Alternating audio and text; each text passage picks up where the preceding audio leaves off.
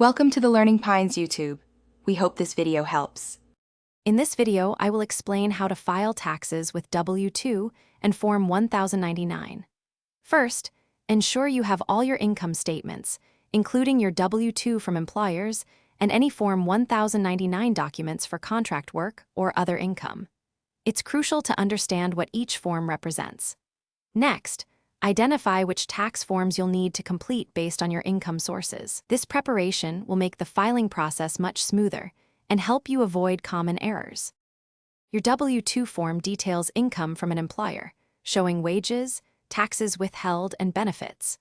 Form 1099, however, covers non-employment income. For example, Form 1099 NEC reports non-employee compensation, often for freelance or contract work. You might also receive a Form 1099 INT for interest income or Form 1099 DIV for dividends. It's important to review each of these forms carefully to ensure all income is accounted for.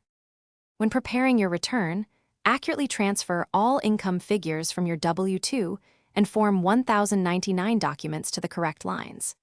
If you have Form 1099 income, remember to track and deduct any eligible business expenses, which can significantly lower your taxable income.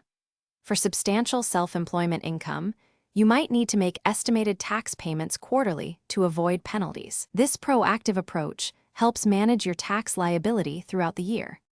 Before submitting, meticulously review your entire tax return for any errors or omissions. Even small mistakes can cause delays. Filing electronically is generally the fastest and most secure method, often leading to quicker refunds if you're due one. Remember to keep copies of all your tax documents for at least 3 years. And speaking of good habits, staying hydrated is key. Check the description for a link to the Oala water bottle and other great deals. Thanks for watching. Consider subscribing if we helped you.